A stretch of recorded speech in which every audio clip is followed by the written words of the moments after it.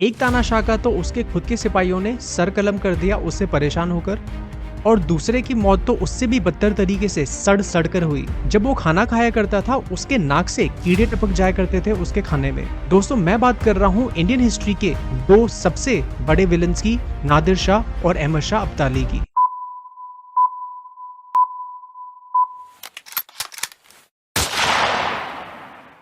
Hello everyone, welcome to my channel. अगर आप लोगों ने मेरा चैनल सब्सक्राइब नहीं किया है प्लीज सब्सक्राइब कर लीजिए ताकि इस तरीके के इन्फॉर्मेटिव वीडियोस आपको मिलते रहे। And also press the like button, क्योंकि दोस्तों आज के इस वीडियो में एक बहुत गहरा मैसेज छुपा हुआ है, और ताकि हमारे देश के लोगों को ये भी पता चले कि इंडियन हिस्ट्री के इन दो बड़े लुटेरों का क्या हश्र हुआ। दोस्तों एंशिएंट इंडिया में हमारे उपनिषदों में एक कॉन्सेप्ट आया था जिसको कहते हैं डॉक्ट्रिन ऑफ कर्मा। मतलब आप जैसा कर्म करोगे उसी तरीके का आपको फल मिलेगा। भले ही ये कॉन्सेप्ट पुनर्जन्म के कॉन्टेक्स्ट में है, लेकिन कई बार को उसी जन्म में आपके कर्मों का फल मिल जाता है।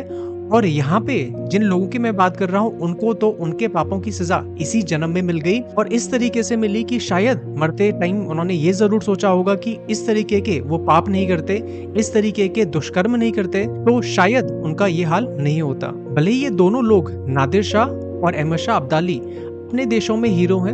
नादिर शाह ईरान का हीरो है और अहमद शाह अब्दाली को तो मॉडर्न अफगानिस्तान का फाउंडर ही माना जाता है, इतने पॉपुलर ये दोनों हैं। लेकिन दोस्तों इंडिया में इन दोनों का इमेज प्लंडरर्स और रॉबर्ट्स से ज्यादा कुछ नहीं है। और दोस्तों इन्होंने सिर्फ सिंपल लूटपाट नहीं की, हजारों लाखों लोगों की निर्मम हत्या की है, कई सारे मंदिरों को तोड़ा है और लाखों लोगों को इंडिया से स्लेव्स बना के अपने देशों में बेचा है। तो सबसे पहले बात कर लेते हैं दोस्तों नादिर शाह की। दोस्तों नादिर शाह का जन्म 1688 में खुरासान, जो ईरान का एक प्रोविंस है, वहां पे एक सेमी नोमैडिक टर्किश ट्राइब में हुआ था जिसका नाम अफशार ट्राइब था। और क्योंकि इसकी पेडिग्री कोई खास नहीं थी, इसके फादर कोई बहुत बड़े अमीर वगैरह नहीं थे, छोटे से ही इसको डकैती की आदत पड़ गई। और while he was a teenager उसी टाइम पे इसने काफी सारे लोगों का एक गैंग बना लिया और लूटपाट करना स्टार्ट कर दिया। धीरे धीरे इसका बैंड इतना बड़ा हो गया, लगभग 5000 का, कि the ruler of Persia, Safavid dynasty उस टाइम पे हुआ करती थी, उन्होंने भी इसका सपोर्ट लेना स्टार्ट कर दिया। There is no doubt that he was a very good military general. बहुत अच्छा मिलिट्री लीडर माना जाता है, मास्टर स्ट्रैटेजिस्ट माना जाता है as far as the battles are concerned, क्योंकि ज्यादातर जितनी लड़ाई लड़ी है इसने अपनी लाइफ टाइम में उनमें ये जीता है। धीरे धीरे इसने ईरान के रूलर को पपेट बनाना स्टार्ट कर दिया और लास्ट सफाविद रूलर को 1736 में गद्दी से हटा दिया और खुद गद्दी पे बैठ गया। 1739 में दोस्तों इसने इंडिया में इन्वेड कर दिया। बहुत हिस्टोरिक इन्वेजन है, इन्वेजन ऑफ नादिर शाह इन 1739। उस टाइम पे मुगल बादशाह मोहम्मद शाह रंगीला गद्दी पे होता है दिल्ली में, और बैटल ऑफ करनाल होती है हरियाणा में, वहां से उसकी फोर्सेस और यहाँ से मुगल बादशाह की फोर्सेस, लेकिन बहुत बुरी तरीके से मुगल बादशाह को हरा देता है और उसको बंदी भी बना लेता है। फिर ये दिल्ली में जाता है और दिल्ली में दोस्तों कई दिन ये कत्ले आम मचा देता है, सबको टारगेट करता है, हिंदूज को, मुस्लिम्स को, लेकिन पर्टिकुलरली हिंदूज को ज्यादा टारगेट करता है। सिर्फ एक दिन में ये कहा जाता है कि उसने 30,000 लोगों का सर कलम करवाया, जब उसके कुछ सोल्जर्स की लोगों ने मॉब लिंचिंग कर दी। एंड मोस्ट इंपॉर्टेंटली दोस्तों इंडिया से वो हमारे दो बहुत ही इंपॉर्टेंट प्राइज्ड पोजेशंस लेके जाता है वापस ईरान में, that is Kohinoor diamond and तख्ते ताउस, जिसको पीकॉक थ्रोन भी कहा जाता है।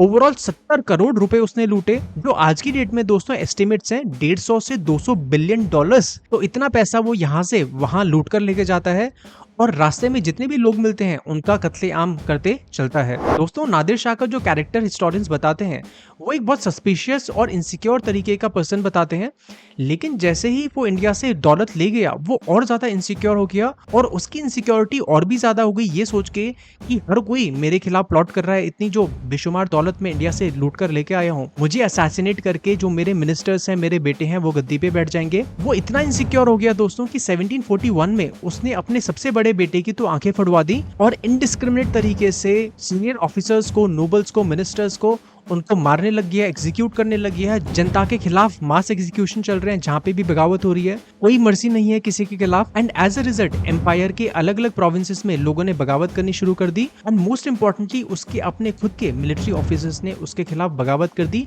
प्लॉट करना स्टार्ट कर दिया। एंड फाइनली उन्होंने 1747 में उसके टेंट में, रात का टाइम था, अपने कैपिटल से बाहर था, टेंट में सोया हुआ था अपनी वाइफ के साथ, 15 लोगों ने अचानक से उसके टेंट में धावा बोल दिया। उसको अपने कपड़े पहनने तक का टाइम नहीं मिला। भले ही उसने फाइट बैक करने की कोशिश की, लेकिन इतने सारे लोग थे, उन्होंने उसको ओवर पार कर लिया, गिड़गिड़ाया उनके सामने, अपनी लाइफ की भीख मांगी और ये कहा कि मैं जितनी भी दौलत है तुमको दे दूंगा, बस मेरी जान बख्श दो। लेकिन दोस्तों अल्टीमेटली इतना फ्रस्ट्रेशन था उसके खिलाफ कि उसके सोल्जर्स ने तलवार निकाली और उसका सर कलम कर दिया। और जैसे ही उसकी डेथ हुई दोस्तों, उसका पूरा एम्पायर एकदम से कोलैप्स हो गया और एक नई डायनेस्टी आ जाती है थोड़े टाइम बाद ईरान में। दोस्तों बात करते हैं इंडिया के दुश्मन number 2, that is Ahmad Shah Abdali की।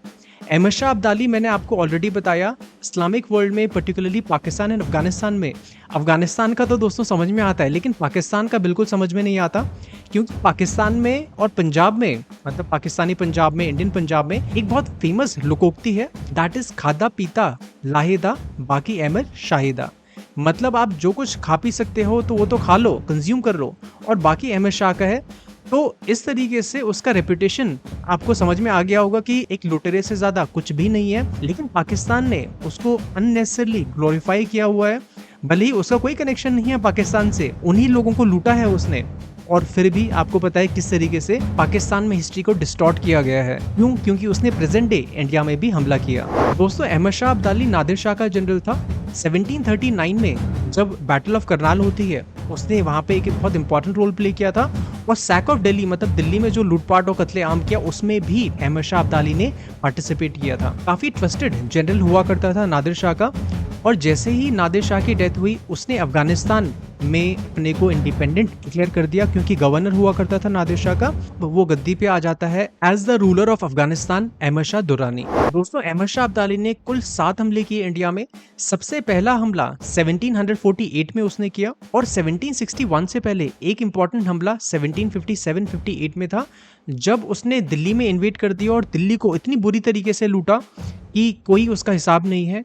हिंदू मुस्लिम सबको एक समान लूटा, टेम्पल्स को डिस्ट्रॉय किया गया, इवन मॉस्क को डिस्ट्रॉय किया गया, और फाइनली पंजाब के थ्रू वापस चला गया। पंजाब में दोस्तों इस टाइम पे Sikh as a very important force they were rising, और उन्होंने इसकी आर्मी को बहुत हैरेस किया था। 1761 में ये दोबारा इंडिया आता है, और इस टाइम पे आपको पता होगा इंडिया में एक बहुत हिस्टोरिक बैटल होती है, that is the third battle of Panipat between Ahmad Shah Abdali and the Maratha forces. उस टाइम पे पेशवा होते हैं बालाजी बाजीराव एंड सदाशिव राव भाऊ, वहाँ पे मिलिट्री कमांडर होते हैं जो लीड कर रहे होते हैं। थर्ड बैटल ऑफ पानीपत में एक दिन में ही कम से कम हमारे 50,000 से लेकर 80,000 मराठा सोल्जर्स शहीद हो गए, और उसके बाद कम से कम 50,000 मराठा सोल्जर्स को और चीज किया गया, उनका मैसेकर किया गया। तो विमेन एंड चिल्ड्रन महाराष्ट्र से साथ में आए थे मराठा सोल्जर्स के, उनका भी मैसेकर किया गया, बहुत सारों को स्लेव्स बना के बेच दिया गया अफगानिस्तान और सेंट्रल एशिया में। प्लस जब ये वापस जा रहा था दोस्तों, तो सिख बैंड्स ने इसको बहुत हैरेस किया था, और 1762 में इसने सिखों से बदला लेने के लिए, रेट्रीब्यूशन पनिश करने के लिए उनको एक बहुत बड़ा मैसेकर कराया सिखों का, जिसको सिख हिस्ट्री में बोलते हैं वड्डा घल्लूघारा। यहाँ पे एक दिन में ही कम से कम 25 से 30,000 इनोसेंट सिख्स को इसने मैसेकर कर दिया, इंक्लूडिंग विमेन एंड चिल्ड्रन। इतनी ब्रुटैलिटी के बाद दोस्तों कहीं ना कहीं कर्मा ने इसको हॉन्ट करना स्टार्ट कर दिया, और इसको इतनी भयंकर बीमारी हो गई। जो कंटेम्प्रेरी अफगान सोर्सेज हैं वो लिखते हैं that he was suffering from a gangrenous ulcer. अब चाहे वो लेप्रेसी था या कैंसर था, ट्यूमर था, we don't know exactly, but सड़ के दोस्तों इसकी मौत हुई है। 1771-1772 आते आते इसकी इतनी हालत खराब हो गई दोस्तों कि famous British historian William Dalrymple लिखते हैं इसके बारे में in his book the Anarchy, he was suffering the last stages of an illness that had long debilitated him, as his face was eaten away by what the Afghan sources call a gangrenous ulcer, possibly leprosy or some form of tumor. Soon after winning his greatest victory at Panipat, Ahmad Shah's disease began consuming his nose, and a diamond-studded substitute was attached in his place. By 1772, maggots मतलब कीड़े were dropping from the upper part of his putrefying nose, मतलब जिससे बदबू आ रही थी बहुत बुरी तरीके से, into his mouth and his food as he ate. तो दोस्तों इन लाइन से आपको ये जरूर समझ में आ गया होगा किस तरीके से उसकी डेथ होती है।